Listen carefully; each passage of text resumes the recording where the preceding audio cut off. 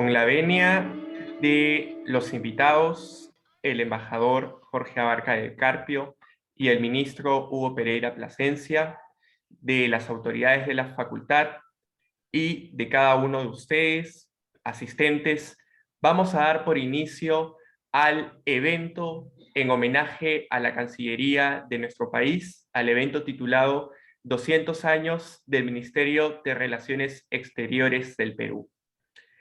Para empezar, vamos a tener las palabras de bienvenida del magíster, Franco Germaná Inga, coordinador general de la Facultad de Derecho Civil, y quien hablará también en representación del magíster Diego Zapata, director de la carrera de Relaciones Internacionales. Muchas gracias, Luis, con la venia de los expositores. Antes que nada, deseo transmitirles un fuerte saludo, ¿no? Este es el primer evento académico de lo que vendría a ser este segundo semestre. Un fuerte saludo de parte del director de Relaciones Internacionales, el magíster Diego Zapata. Ha estado presente aquí hasta hace unos segundos. Lo que pasa es que está un poco, se ha tenido que retirar por un tema de salud, ¿no? Pero está presente aquí en espíritu también, ¿no? Entonces, respecto del evento del día de hoy, que es acerca de los 200 años del Bicentenario, pero no específicamente de la República, sino el Bicentenario del Ministerio de Relaciones Exteriores. Se fundó un 3 de agosto de 1821, es decir, tan solo pocos días después de que el Perú se estrenara como una república independiente. Esta es una de las instituciones más importantes del Estado peruano porque es en esencia el Estado peruano, de fronteras para afuera, ¿no? Está encargado de las relaciones que tiene nuestra república con otras repúblicas, con otros estados, ¿no? Para ver nuestros intereses nacionales y defenderlos, y es por eso que es una de las instituciones más importantes de nuestro Estado. Asimismo, se ha caracterizado a lo largo de toda su historia por defender la democracia, incluso ahora o relativamente reciente, con iniciativas muy interesantes, como por ejemplo el Grupo de Lima, defender a través del multilateralismo, por ejemplo, o incluso ahora con un tema que muchos de ustedes pueden pensar que es estrictamente sanitario, como el tema de la pandemia global del COVID-19, pero también eso ha significado una labor importante de la Cancillería, no solo para la adquisición de las vacunas, sino también para lograr que puedan ser declaradas como un bien público global y así de esta manera se puedan repartir, digamos, de manera equitativa para países con menos recursos. Así también para repatriar a compatriotas que estaban en otros países y que no podían regresar a su país de origen, es decir, el Perú, porque ustedes sabrán que en los primeros momentos pues, de la pandemia el tráfico aéreo se vio pues interrumpido porque diferentes países ponían diferentes requisitos sanitarios, las cosas cambiaban muy rápido, los vuelos se cancelaban a cada rato, entonces no solamente ayudó a traer a más de 30.000 peruanos que estaban en el extranjero, en una situación incluso hasta de vulnerabilidad a su país, sino también ayudó a extranjeros que estaban en el Perú a regresar a sus respectivos países, ¿no? Entonces, es una institución muy importante en la estructura de nuestro Estado y hoy vamos un poco a conmemorar sus 200 años y qué mejor que de la mano del embajador Jorge Abarca y también del ministro Hugo Pereira. Entonces, en ese sentido, los dejo ya con Luis Suárez para que pueda iniciar la ponencia. Muchas gracias por sus palabras, magíster Franco Germaná Inga. Y bueno, antes de empezar entonces con la ponencia y con nuestros invitados, permítanme por favor explicarles de manera rápida la estructura. Vamos a contar con la participación en primer lugar del embajador Jorge Abarca del Carpio y posteriormente tendremos la ponencia del ministro Hugo Pereira Plasencia. Posterior a ambas participaciones vamos a tener también una ronda de preguntas en donde cada uno de los asistentes va a poder hacer llegar sus consultas al chat del Zoom y se les estará formulando a nuestros invitados de hoy. Muy bien, vamos a empezar entonces con este evento que hemos hecho en homenaje al bicentenario de la Cancillería de nuestro país y para eso vamos a darle la palabra al embajador Jorge Abarca del Carpio. Permítanme introducirlo, por favor. Él es diplomático de carrera, ha sido embajador del Perú en Turquía, Marruecos, Georgia y Azerbaiyán. Ha sido también cónsul general en las ciudades de Hong Kong y Macao y actualmente forma parte del claustro académico de la carrera de Relaciones Internacionales en nuestra Casa de Estudios USIL. La ponencia del embajador Jorge Abarca del Carpio es titulada El Bicentenario de la Diplomacia Peruana. Embajador Abarca, bienvenido, gracias por conectarse. Luis, buenas tardes, muchas gracias por tus palabras. Buenas tardes a todos, buenas tardes al ministro Pereira. Un saludo a todos los que veo ahí. Hay varios alumnos que me han seguido en el curso tanto de Relaciones Internacionales como del Medio Oriente. Como ustedes comprenderán, para mí es un gusto y un honor poder hablar sobre la diplomacia peruana y el Ministerio de Relaciones Exteriores, conocido también como Torre Tagle, la casona que ha sido mi centro no solo de estudios, sino también profesionales por más de 40 años. Como ustedes sabemos, como todos conocemos, el 28 de julio último se ha conmemorado el bicentenario de la independencia del Perú. En esa fecha, el general don José de San Martín emitió el 3 de agosto de 1821, como ha señalado bien Germán Inga, un decreto que establecía la creación del Ministerio de Relaciones Exteriores como una forma de ingresar al mundo westfaliano que nos describe tan acertadamente Henry Kissinger. Es decir, un Estado nuevo que desea tener una personalidad jurídica en el mundo internacional. Por tanto, el Ministerio de Relaciones Exteriores del Perú nació juntamente con la República en 1821, por lo que hace 2 días se ha cumplido 200 años de vida institucional. La conmemoración del Bicentenario también es una oportunidad para recordar la proyección de la diplomacia peruana en estos 200 años. Debo mencionar que también se celebra el Día del Diplomático Peruano.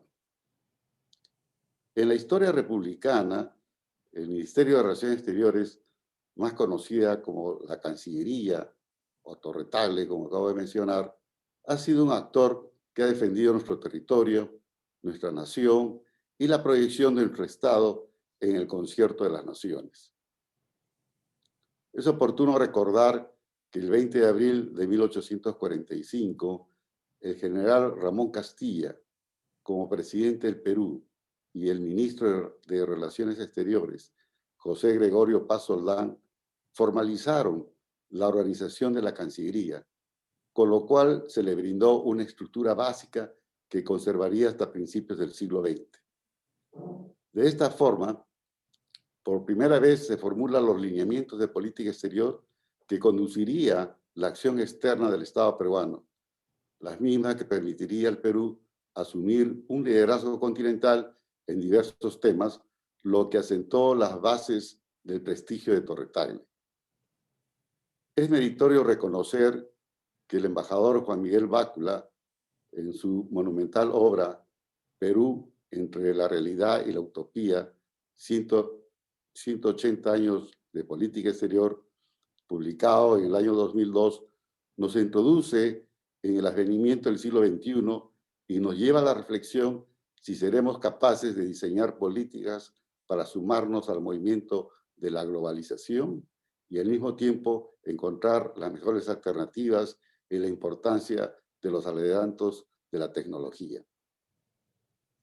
Desearía también mencionar de manera especial que los investigadores Fabián Novak y Sandra Namijas han publicado a finales del año pasado el libro titulado El Bicentenario de la Política Exterior Peruana y su proyección en un mundo de cambios, quienes han llevado a cabo una amplia búsqueda bibliográfica dedicada al estudio de la diplomacia peruana desde 1821 hasta la fecha, donde también han consultado diversos libros de la historia diplomática y de la historia del Perú, como el insigne historiador Jorge Basal. Los mencionados investigadores afirman que para asegurar la formación y capacitación con niveles de excelencia de nuestros cuadros diplomáticos, se promulgó el Decreto Supremo número 31011 del 22 de julio de 1953 que estableció la necesidad de crear un centro de estudios llamado la Academia Diplomática del Perú, mediante el cual se debía ingresar a la carrera diplomática de la República. Desde entonces, la Academia Diplomática es la única vía de acceso al servicio diplomático de la República, con lo cual se ha convertido en el centro de formación del diplomático peruano a través de una enseñanza multidisciplinaria y multifuncional que no solo incluye las tres funciones tradicionales de la diplomacia, es decir, informar, representar y negociar, sino también incluye disciplinas vinculadas a la capacidad analítica, la actitud crítica y el discurso personal. El carácter multifuncional se explica porque a lo largo de su carrera, el diplomático peruano va a estar centrado entre lo político y lo económico. A lo largo de los siglos XIX y XX, y ahora en el siglo XXI, se debe mencionar que la diplomacia peruana, entre otros asuntos, contribuyó de modo determinante a proteger y asentar la soberanía del Perú. De manera especial, desearía resaltar la obra que todo diplomático o estudioso de las relaciones internacionales debe consultar. Me refiero a la historia diplomática del Perú del embajador Alberto Wagner Reina. Especialmente debemos reconocer las especiales gestiones del reconocimiento internacional de un país independiente y la temprana búsqueda del reconocimiento como Estado independiente por parte de las potencias de la época, así como la ampliación de nuestras relaciones diplomáticas con otros estados y los largos y complejos procesos de definición de nuestros límites terrestres. Igualmente, la diplomacia peruana ejerció un liderazgo continental permanente frente a las diversas intromisiones extranjeras en los asuntos internos de las naciones latinoamericanas. En la historia diplomática, el Perú también ha estado en el centro de los esfuerzos multilaterales, especialmente en puntos cruciales a las relaciones internacionales. Debemos recordar las influyentes delegaciones peruanas, como la que asistió a las sesiones de la Sociedad de Naciones, o también conocida como la Liga de Naciones, que apareció en 1919 al término de la Primera Guerra Mundial. Igualmente, una importante delegación diplomática peruana estuvo presente en la formulación de la Carta de San Francisco y en la creación de las Naciones Unidas en 1945, luego que concluyó la Segunda Guerra Mundial, como ustedes todos conocen. Especialmente sería destacar la trayectoria del embajador Javier Pérez de Cuéllar, quien estuvo vinculado a las Naciones Unidas desde sus inicios, dado que en sus primeros años de diplomático fue miembro de la delegación peruana que asistió a la ciudad de San Francisco para la formulación de la Carta de las Naciones Unidas. También desearía mencionar que como estudiante de la Academia Diplomática estudiamos el Manual de Derecho Diplomático del embajador Javier Pérez de Cuéllar, cuyo texto además nos sirve de guía diaria para actuar en el campo diplomático, especialmente al cumplir las funciones de nuestra categoría en una embajada o en un consulado general.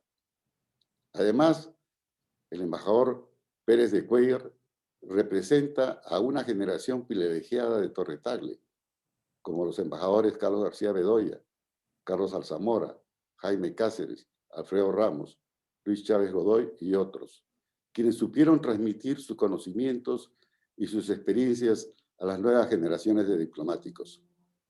Nuestra generación de diplomáticos nos sentimos muy orgullosos del embajador Javier Pérez de Cuéllar, gran negociador en los diferentes temas de las Naciones Unidas. Ocupó de manera brillante el cargo de secretario general de las Naciones Unidas, siendo el primer peruano y latinoamericano en ocupar el más alto cargo de las Naciones Unidas. Al tiempo que debemos reconocer que con una brillante dirección, el embajador Pérez de Cuéllar condujo este principal organismo mundial al mantener la paz y la seguridad internacional en momentos tan difíciles como fue la Guerra Fría. De igual forma, debemos recordar al doctor Víctor Andrés Belaúnde Díez-Canseco, que fue presidente de la Asamblea General de las Naciones Unidas. Además de ser diplomático, fue un pensador, político y un intelectual preocupado por comprender y explicar la identidad peruana.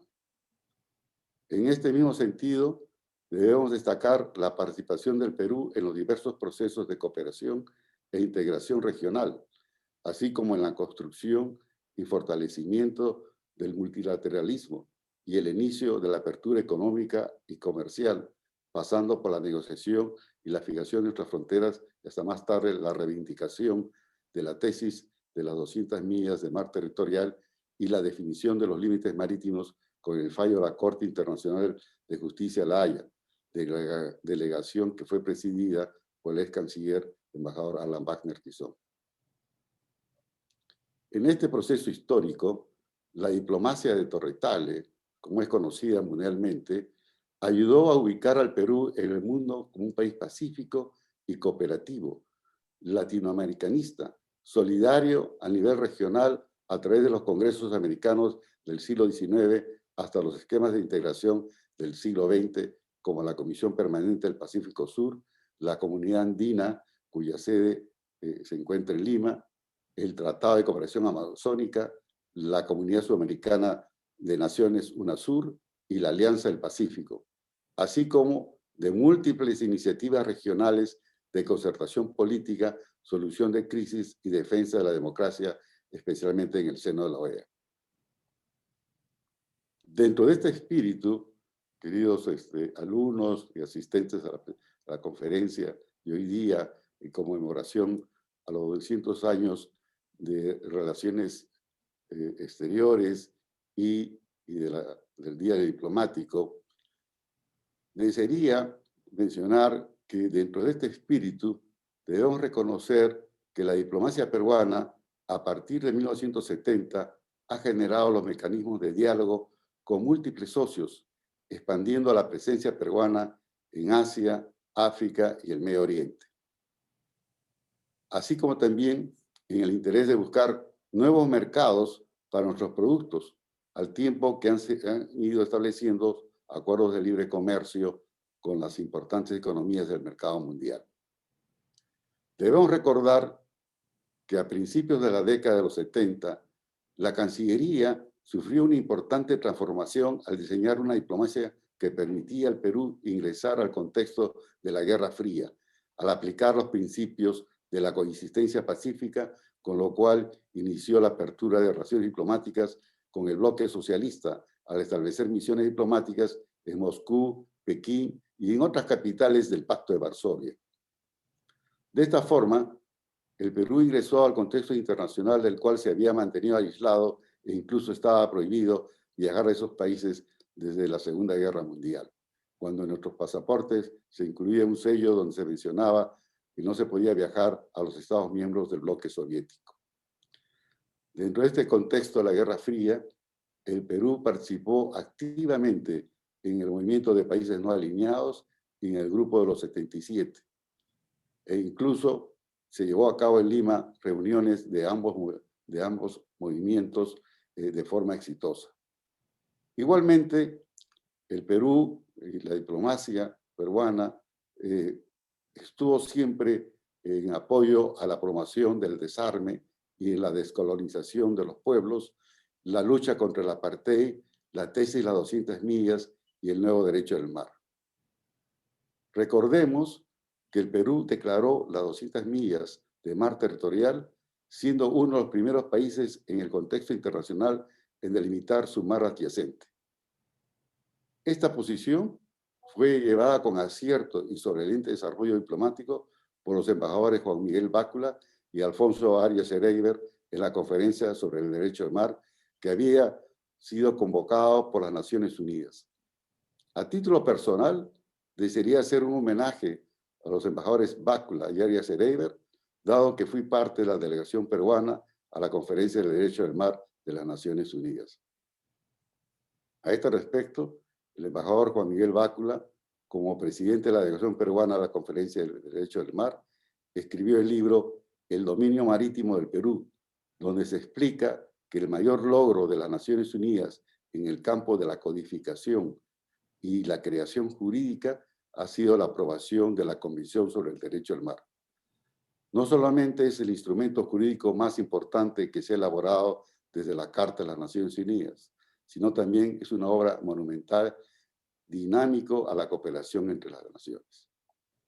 Es notorio que el Perú cumplió un papel protagónico en la Conferencia de las Naciones Unidas sobre el Derecho al Mar, dado que se defiende no solo los intereses del Perú, sino que se logra la consagración de la tesis de las 200 millas y el reconocimiento del principio del patrimonio común de la humanidad aplicado a los fondos marinos. El libro del embajador Bácula describe cómo en el contexto internacional se esgrimió una batalla diplomática que tuvo por objeto demostrar que un país como el Perú pudo aportar al derecho al mar y al interés de un Estado en proteger en el campo internacional su tesis de las 200 millas. De esta forma, los países más poderosos tuvieron que sentarse en una mesa de negociaciones para aceptar la tesis peruana de las 200 millas de mar territorial. También quisiera referirme, por otra parte, que la apertura de las relaciones diplomáticas con la República Popular China significó un hito de características de trascendencia internacional, dado que el Perú votó a favor de que Pekín asumiera su asiento como miembro permanente del Consejo de Seguridad, con lo cual Taipei dejaba esa condición. Esta decisión de política exterior nos llevó a los diplomáticos de esa época a replantear nuestra acción diplomática hacia el Asia-Pacífico.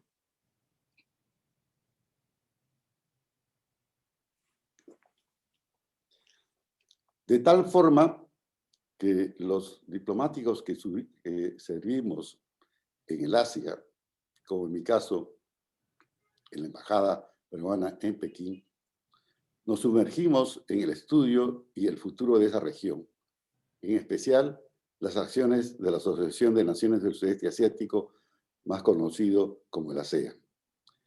Es así que fuimos comprendiendo que la cuenca del Asia-Pacífico sería el futuro del comercio internacional. Para ello, fuimos participando en foros tales como the Pacific Base Economic Council, el PIBEC, y the Pacific Economic Cooperation Council, el PEC. Cuando a inicios de los años 90 aparece el Asia Pacific Economic Council, APEC, la diplomacia peruana diseñó su acción para ingresar a este importante foro llamado APEC. De tal forma que se abrió misiones diplomáticas en las importantes capitales de la Asociación de Naciones del Sudeste Asiático, ASEAN, al tiempo que se reforzó las embajadas en las llamadas economías denominadas los tigres del Asia. Esta acción de política exterior dio su resultado exitoso cuando en 1998 ingresamos a PEC junto con Rusia y Vietnam. Desde esa fecha, nuestro comercio, en base a los tratados de libre comercio, nos ha permitido incrementarlo de manera sostenible, permitiendo el desarrollo de pequeñas y medianas empresas que han sido involucrando en el comercio exterior de nuestro país, con lo cual también han asimilado una cadena laboral de manera sostenida. De igual forma, hay que recordar, por otro lado, el papel protagónico de los diplomáticos peruanos en la creación de la Corte Penal Internacional y del Consejo de Derechos Humanos de las Naciones Unidas, la aprobación de la Carta Democrática Interamericana en el seno de la OEA y la pacificación de Centroamérica. En este contexto, es oportuno recordar al doctor José Luis Bustamante Rivero, quien fue presidente de la Corte Internacional de Justicia de La Haya y mediador en el conflicto entre Honduras y El Salvador. Recientemente también debemos destacar la activa participación en la conclusión del Acuerdo Climático de París. De esta forma, la diplomacia de Torrotale ha salido cultivada y preservada hasta hoy los intereses permanentes del Estado. La actual complejidad del escenario internacional también hace que la diplomacia peruana sea cada vez más competente para seguir manteniendo la ubicación del Perú en el mundo. En especial, deseo referirme en el Medio Oriente, donde a partir del 2010 se procedió a abrir misiones diplomáticas en Turquía, Arabia Saudita, Kuwait, Qatar, así como el Consulado General en Dubái, Emiratos Árabes Unidos. El interés del Perú es de seguir insertándose en los nuevos lineamientos globales, de tal forma que tuve la honrosa misión de abrir la Embajada del Perú en Ankara y ser el primer embajador acreditado ante los gobiernos de Georgia y Azerbaiyán.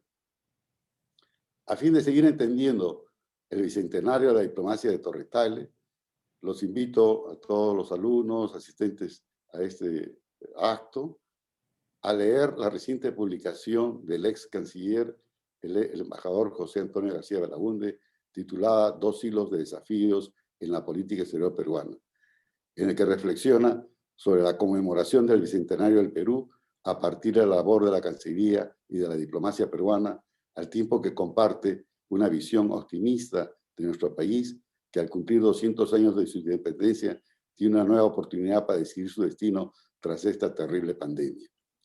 Para finalizar, debo decir que el año del Bicentenario debe ser una oportunidad para hacer un balance, al tiempo que nos permita seguir ayudando a forjar al Perú en este mundo multipolar que todos conocemos. Muchas gracias. Muchas gracias, estimado embajador Jorge Abarca del Carpio, por su participación y por su ponencia titulada El Bicentenario de la Diplomacia Peruana. Acto seguido, vamos a contar con la participación del ministro Hugo Pereira Plasencia. Antes de darle la palabra, voy a pasar a presentarlo. Es ministro en el Servicio Diplomático de la República, catedrático universitario e investigador académico. Es licenciado en Relaciones Internacionales, magíster en Historia y doctor en Ciencias Sociales. Ha trabajado en el Ministerio de Relaciones Exteriores desde enero de 1988. Ha sido en diferentes épocas cónsul encargado del Consulado General del Perú en Berlín, encargado del área política de la Embajada del Perú en los Estados Unidos mexicanos y encargado de negocios de la representación permanente del Perú ante las Naciones Unidas en Nueva York, en tiempos de la participación de nuestro país en el Consejo de Seguridad entre el 2006 y 2007. Además, fue cónsul general encargado en la ciudad de Buenos Aires, Argentina, y entre 2016 y comienzos del 2017 se desempeñó como director general de Relaciones Internacionales del Ministerio de Defensa y trabajó después como director de Estudios y Análisis de Política Exterior en el Ministerio de Relaciones Exteriores. Actualmente es cónsul general del Perú en Guayaquil, Ecuador. La ponencia del ministro Hugo Pereira ha sido titulada La política exterior del Perú en perspectiva histórica. Ministro, bienvenido. Muchas gracias por conectarse a este evento en homenaje a la Cancillería. Gracias, estimado Luis. Un saludo también al embajador Jorge Abarca por su interés. Además, felicitarlo por su interesantísima ponencia. Es un poco difícil, como comprenderán ustedes, condensar, tener una visión histórica de la política exterior del Perú en 25 minutos, ¿no? Del tiempo que más o menos tengo. Voy a intentarlo, ¿no? Y sí ayudan mucho a las palabras del embajador Abarca, porque sin duda él ha tocado pues muchos hitos fundamentales de la trayectoria de la Cancillería y de la política exterior, ¿no? Incluso señalando acertadamente los nombres de los gestores, cosa que a veces no se hace, ¿no? No se hace. A veces se menciona simplemente el logro, el acuerdo firmado, pero no se menciona el esfuerzo humano que está detrás a veces, ¿no? Y yo creo que en este caso el embajador ha sido muy justo en ponerle nombre a muchos de esos logros, ¿no? Como me parece que es conveniente, sobre todo para ejemplo de las generaciones más jóvenes, las presentes y las futuras. Bueno, entonces, mediando esta pequeña introducción, yo voy a abordar mi tema de una manera realmente panorámica en función de la identificación de 4 grandes periodos de la política exterior del Perú. Dentro de poco va a salir un texto sobre este tema, en una publicación, no sé cuándo, la verdad, pero justamente esa es la idea de este texto. Son las primeras 3 etapas ya, digamos, como decir, ya prácticamente han tenido lugar, ¿no? La 4ª etapa es una etapa a futuro, un planteamiento a futuro, digamos, ¿no? Para ver, digamos, qué retos hay, ¿no? Sobre todo en esta escena tan cambiante, escena mundial tan cambiante y llena de enigmas, ¿no? Como fue enigma el COVID, por ejemplo, ¿no? Que nos agarró a todos de sorpresa y afectó radicalmente, individualmente a cada país y en conjunto al sistema internacional. Bueno, antes de mencionar estas etapas, quisiera, simplemente como estamos en el año del Bicentenario, mencionar que, como dijo el embajador Abarca, el Ministerio de Relaciones Exteriores nace con el Estado peruano, el 3 de agosto de 1821, durante el protectorado de José de San Martín. Y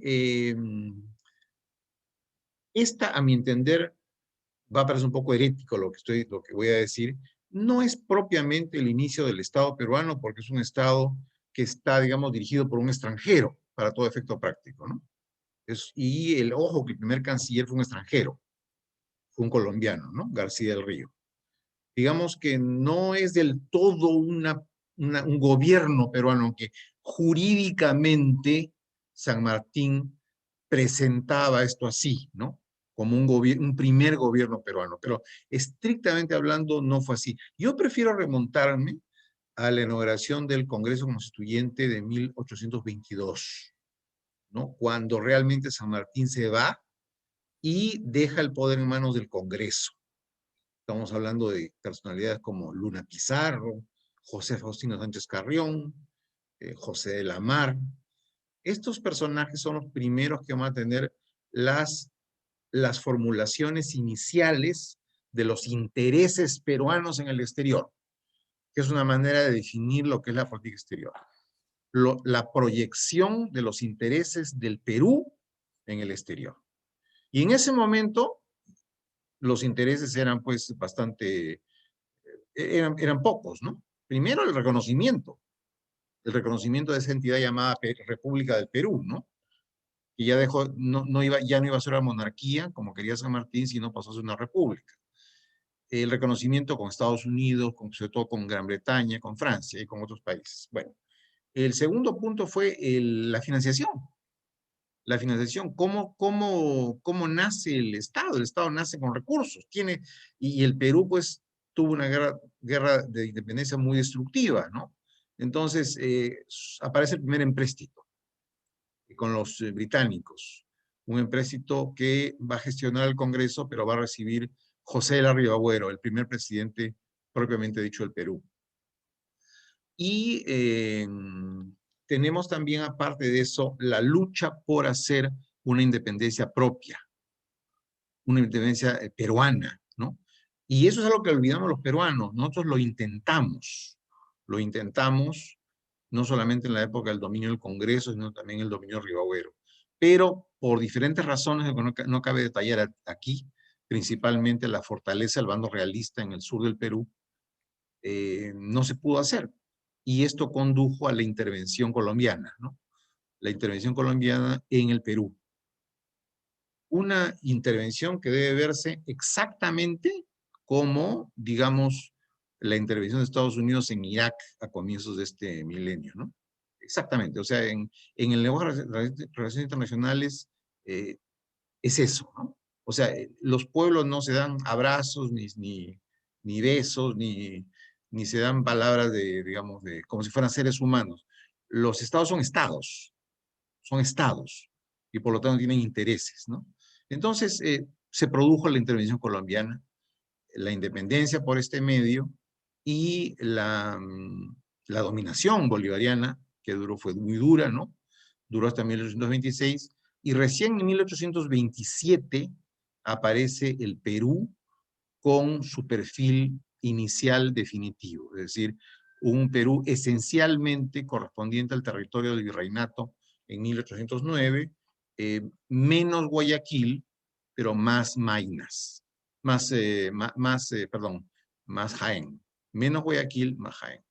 Entonces, pero esencialmente es el territorio del virreinato en 1809. Entonces, esos fueron los retos principales, y el último estuvo asociado, obviamente, al inicio de los terribles problemas de fronteras, ¿no?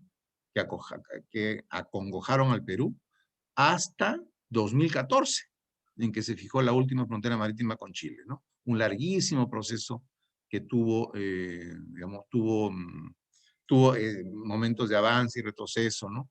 Pero que en última instancia nos permitió conservar buena parte de esa herencia territorial heredada del virreinato. Entonces, ahora, ¿cuál es el primer periodo que yo he identificado? El primer periodo está asociado al gobierno, a los gobiernos de Ramón Castilla. O sea, luego de la independencia, el Perú tuvo una época de zozobra, 20 años de zozobra, ¿no es cierto? Y más o menos por el año 41, el guano es un boom en Europa, y además sube al poder Ramón Castilla. Dos elementos que se juntaron, ¿no?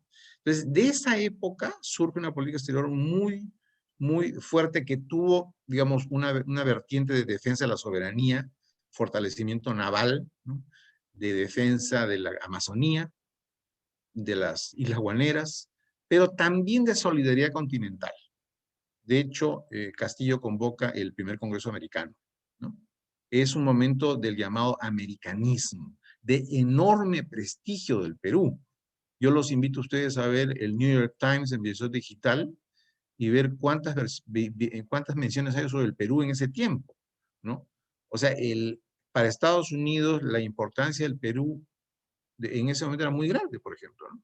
Muy grande, o sea, o por lo menos mucho más de lo que es ahora, ¿no? O sea, pero esta época del americanismo, hay montones de cosas que mencionar, incluso la ayuda a los países centroamericanos contra las incursiones de los filibusteros estadounidenses, la protesta contra la invasión francesa en México, contra la ocupación española de Santo Domingo, en fin. Y esta etapa, digamos, concluye gloriosamente con el combate del 2 de mayo, cuando una escuadra española ataca el Callao, el contexto es cobrar deudas de la independencia.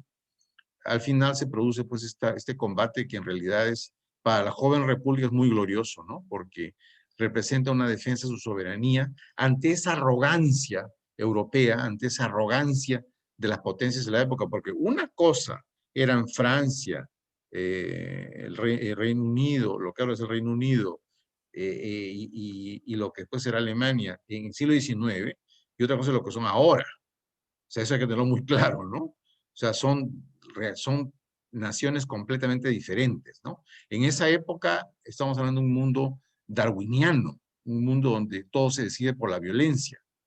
Entonces, en ese contexto, pues, el Perú tuvo una posición muy digna de defensa de su soberanía, ¿no? Que debemos recordar. Me da mucha pena que los diplomáticos ya no dejemos ofrenda floral a Ramón Castilla, ¿no? Me parece muy mal que hayamos dejado esa tradición. Bueno, esa es la primera gran etapa de la política exterior, ¿no? Después vienen, bueno, otros episodios, la guerra con Chile, la reconstrucción. Y digamos, y ahora me ubico en el tránsito entre el siglo XIX y el siglo XX para la segunda etapa. La segunda etapa está caracterizada por la solución de los principales problemas de fronteras del Perú. La única frontera que se estableció tempranamente con un país vecino se hizo con Brasil en 1851 con la Convención Fluvial en tiempos de Chinique, que además fue la mitad de la frontera con el Brasil, la línea Tabatinga-Paporis y el curso del río Yavarí hasta sus nacientes, ¿no? Entonces, por lo menos, pero esa es la única que se fijó en términos diplomáticos formales, ¿no? En el resto había una indefinición total. Colombia colocaba su frontera en el río Amazonas, ¿no? Vean los mapas del siglo XIX de Colombia, ¿no? O del Ecuador. Entonces, recién, repito, a comienzo del siglo XX, con Leguía, primero civilista, y después Leguía ya anticivilista, ¿no? Con la Patria Nueva que fundó, en ese periodo, ese primer tercio del siglo XX, ocurre la solución de la mayor parte de los problemas de fronteras del Perú, salvo Ecuador, que recién se va a solucionar en 1998. Y por supuesto la frontera terrestre con Chile, que es otro tema, ¿no? El año 22 se firma el Tratado Salomón Lozano con Colombia, con la entrega del Trapecio y Leticia, pero conservando la frontera hasta el Putumayo. No se olviden que los colombianos pensaban que su frontera llegaba hasta el Amazonas. También se hace el arreglo con Chile, el Tratado del 29, donde Arica pasa a Chile y el Perú retiene Tacna, ¿no? Hubo secuelas, obviamente, pero esencialmente ese fue el arreglo, ¿no es cierto? Y también con Bolivia se produce el Tratado Apolo Bustamante de 1909, y después el Acuerdo del Río de partición de las aguas del lago Titicaca en 1925. Y con el Brasil también se firma un tratado en 1909, muy polémico, pero conveniente para el Perú en ese momento, para evitar la penetración brasileña. Velar de Río Branco, se llama el tratado. Entonces, realmente lo que hace Leguía es, como dijo un analista, ponerle la piel al Perú. Ponerle la piel al Perú. Esa es la verdad, ¿no? Por más que se ha criticado a Leguía, pero realmente hizo una gran obra. Y esto en el contexto de la superación de la hegemonía británica por la estadounidense. Es el gran contexto internacional. O sea, el dominio de la libra esterlina va bajando y comienza el dominio del dólar. Y es la época, 1914, que se abre el canal de Panamá, que va a ser de una importancia enorme para el Perú, porque ya le va a evitar que sus barcos tengan que cruzar por el Estrecho de Magallanes y subir por el Atlántico hacia Estados Unidos, ¿no? Entonces, como ven, es una época cenital, la segunda gran época de la política exterior, ¿no?, del Perú. Es el nacimiento del Perú moderno. Es la época en la cual, por mencionar un ejemplo anecdótico, el presidente Leguía sube al Cerro San Cristóbal en 1912, donde ha instalado un enorme equipo de vidrio Telefunken, ¿no?, y con clave Morse se conecta por primera vez desde Lima a Iquitos. O sea, es realmente un momento absolutamente revolucionario, ¿no? Entonces, eso se da en estos primeros 30 años del siglo XX. Esa, repito, es la segunda etapa. La tercera etapa está localizada desde los años 90, 1990, y se puede definir, porque se me va el tiempo, en el giro geopolítico hacia el Asia. El giro geopolítico hacia el Asia. Es decir, el Perú deja de pensar únicamente en el mercado estadounidense y el mercado europeo y comienza a mirar con claridad al mercado de los países, sobre todo asiáticos del Pacífico, ¿no?, para colocar su cobre, por ejemplo, y valora esa mega transformación que está teniendo lugar en esa década de los 90s, en la cual el Atlántico va a perder importancia relativa frente al dinámico Pacífico. Es realmente un mega periodo. Justamente el año 94 llega la inversión de Shougang, ¿no?, en Marcona, por mencionar un ejemplo. Después va a continuar y se va a profundizar con los gobiernos de la democracia. Cuando cae Fujimori se va a profundizar. Pero, repito, esta tercera época es la del giro hacia el Asia, ¿no? El giro hacia el Asia y hacia la cuenca del Pacífico, ¿no? Bueno, esa es la época que estamos viviendo ahora, en realidad, ¿no? Es la época de los TLCs, es la época del gran dinamismo exportador peruano, ¿no?, del gran apertura peruana, de la difusión de la gastronomía peruana, del turismo peruano, una época de crecimiento económico, una época en la cual la pobreza disminuyó enormemente, pero, digamos, podría marbetar esta época como el del giro al Asia, giro al Pacífico. La última época, como dije, es futura. Es futura. Ya termino, además. La etapa futura es la etapa de la introducción de la tecnología. Concretamente, el reto que tiene el Perú es no solamente mejorar el nivel de sus estudiantes universitarios, escolares, con una perspectiva científica, ¿no es cierto?, que tengan, por ejemplo, un gran nivel de matemáticas, ¿no?, que todos hablen inglés. No solamente eso, sino también modificar el patrón productivo exportador del Perú de materias primas a productos con valor agregado y también a industrias que procesen las materias primas peruanas en el Perú, como se está pensando con el producto que sirve para las baterías, ¿no es cierto?, para construir las baterías de los carros eléctricos. Entonces, el otro reto del del Perú, obviamente, es tratar de ubicarse dentro de las llamadas cadenas de valor del mundo, ¿no? O sea, hacer lo que hicieron Corea del Sur, lo que hicieron Singapur, lo que ha hecho Alemania hace mucho tiempo, es decir, volverse proveedor de estas cadenas de valor, de automóviles, de computadoras, de maquinaria pesada, en fin, es un reto enorme, porque la verdad, el patrón puramente exportador no aguanta mucho, ¿no? Obviamente, esto todo tiene que ir acompañado de un desarrollo político, de la democracia, sin duda, ¿no? Pero yo creo que esa etapa que viene es una etapa en la cual el medio internacional va a tener una importancia mucho mayor en la vida interna del Perú que en las 3 etapas precedentes, habiendo sido importantes en las 3 etapas precedentes. De alguna manera, el Perú se juega su destino, porque con la aceleración tecnológica, la 4ª revolución industrial, la robótica, ¿no? Y los enormes avances tecnológicos en general, digamos, quedarnos en tradiciones económicas arcaicas no hará sino poner en peligro la estabilidad del Perú, ¿no? Y poner en peligro su prosperidad. Digamos, esa sería en líneas generales mi presentación. Yo la resumiría como la política exterior del Perú a largo plazo, con una introducción en la independencia, con 3 períodos de la política exterior y con una visión de período a futuro. Muchísimas gracias. Muchas gracias, ministro Hugo Pereira, por su participación y su ponencia. Hacemos recordar nuevamente a los asistentes a que vamos a empezar a formular las preguntas, así que pueden ir dejando sus consultas en el chat.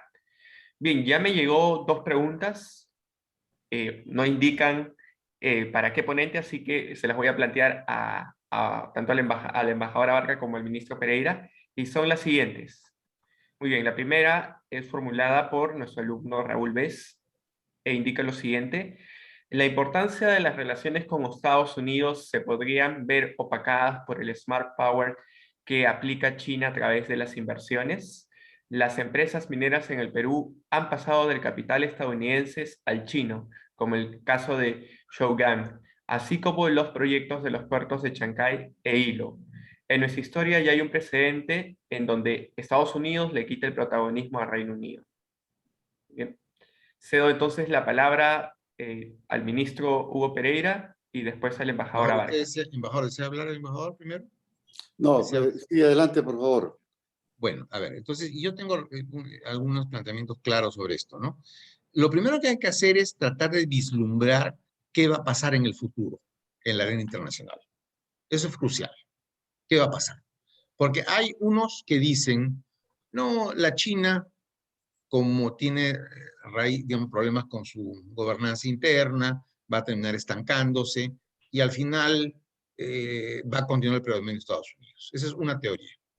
La otra teoría es, Trump es una señal de la decadencia de Estados Unidos. Lo que está pasando en Estados Unidos en general revela que está en declive este país y va a ser superada en 50 años, incluso en términos militares, por la China. Y hay una tercera teoría, que es la cual yo adscribo, que es la teoría de los 2 soles. Yo creo que el sistema internacional dentro de 50 años va a estar formada por 2 soles equivalentes del mismo tamaño, que son China y Estados Unidos, rodeado de satélites y planetas de diverso tamaño.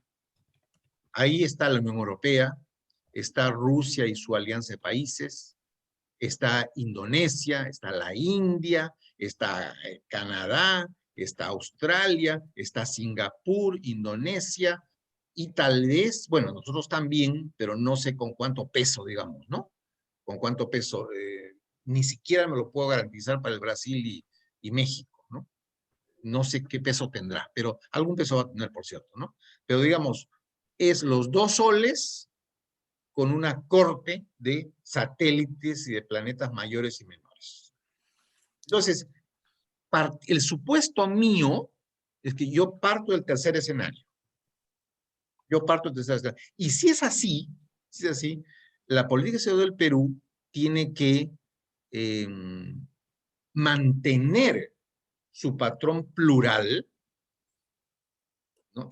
Un patrón muy sabio que ha tenido. O sea, en los últimos 30 años no se ha juntado a ninguna potencia. En los últimos 30 años ha sido un surtido de relaciones, para emplear un término limeño, ¿no es cierto?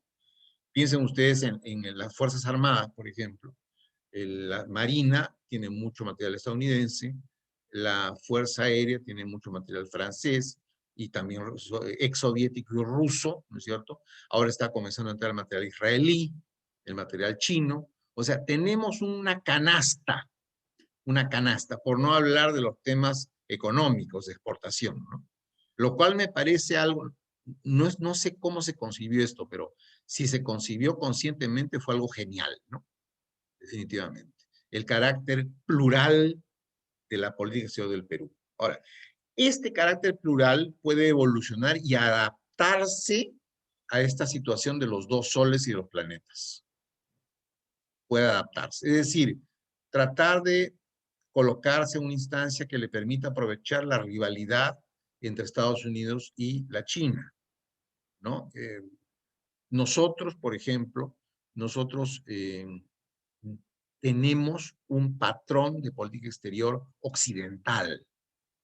Nosotros no adscribimos al patrón chino, que enfatiza absolutamente la soberanía, al punto de cuestionar, por ejemplo, lo que hizo en Haití, de intervenir en Haití para salvar a Haití, ¿no? Los chinos yo estaba en Naciones Unidas, ¿no?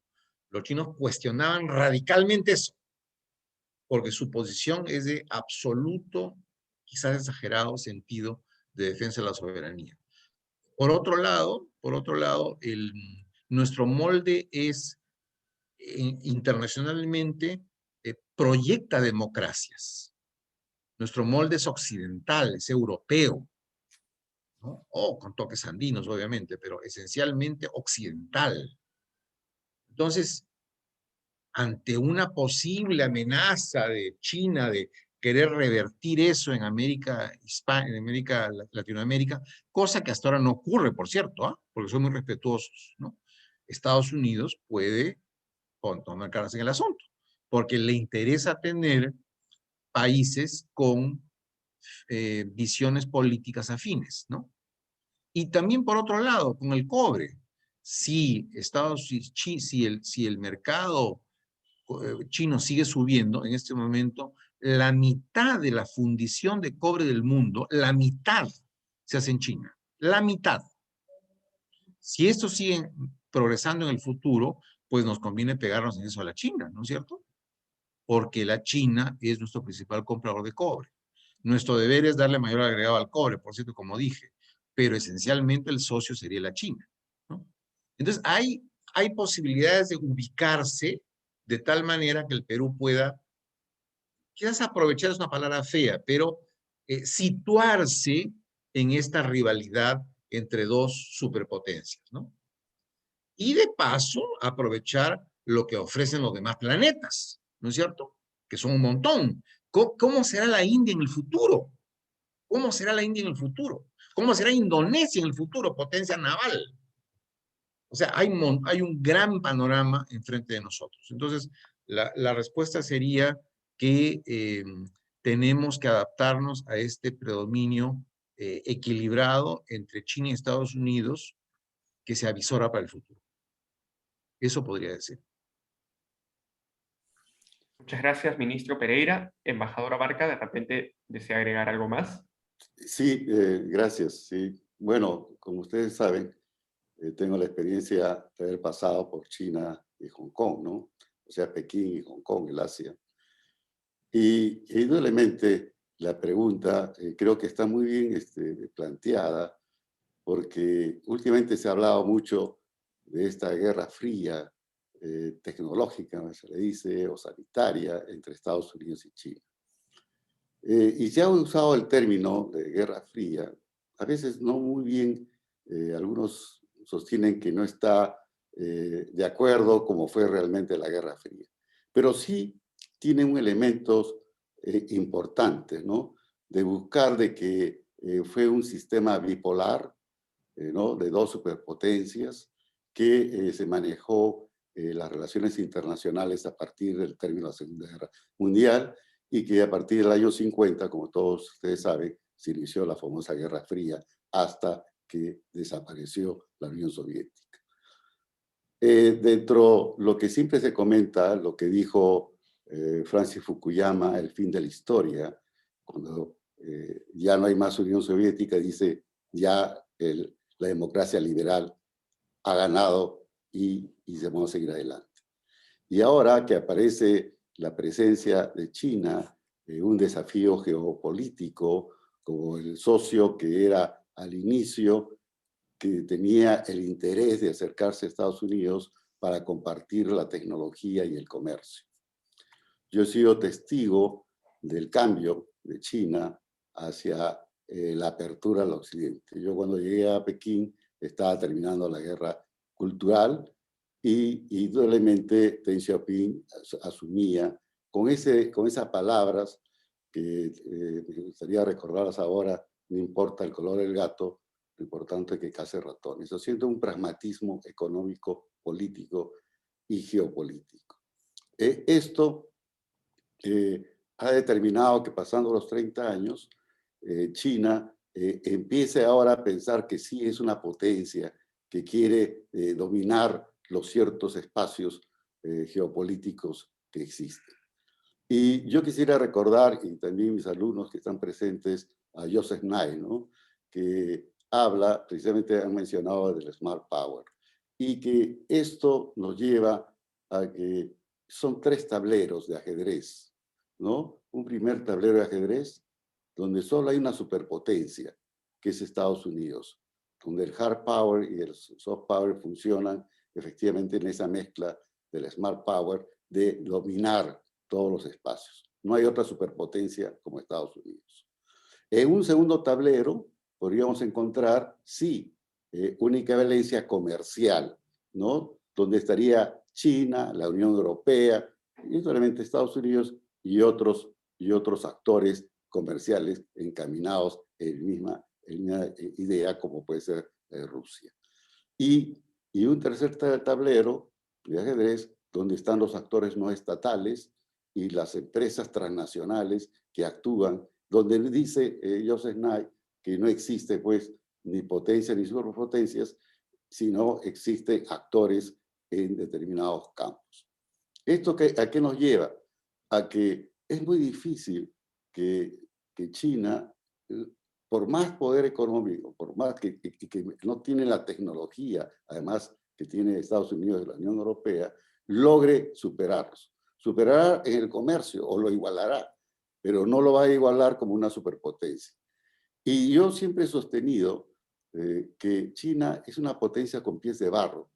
Y últimamente he leído algunos artículos más de que la desubicación o el nuevo localización de las empresas que ingresaron a China y que están saliendo ahora, y que precisamente la pandemia ha llevado a repensar de que, por ejemplo, toda la industria médica o sanitaria tendría que salir y volver nuevamente a los estados, como en el caso de Europa, que se dieron cuenta de que no producía nada, todo está producido en China. Entonces, ¿cuál va a ser la posición del Perú? ¿Qué va a pasar frente a este dilema, a estos tableros de ajedrez que estamos hablando? El Perú tiene que ser, y que es su tradición, y es un poco que lo que he mencionado, ¿qué pasó en los años 70? El Perú se abrió al mundo occidental y siguiendo los principios de la coexistencia pacífica, establecimos que éramos países no alineados. No estábamos ni con la superpotencia de la Unión Soviética y la superpotencia de Estados Unidos.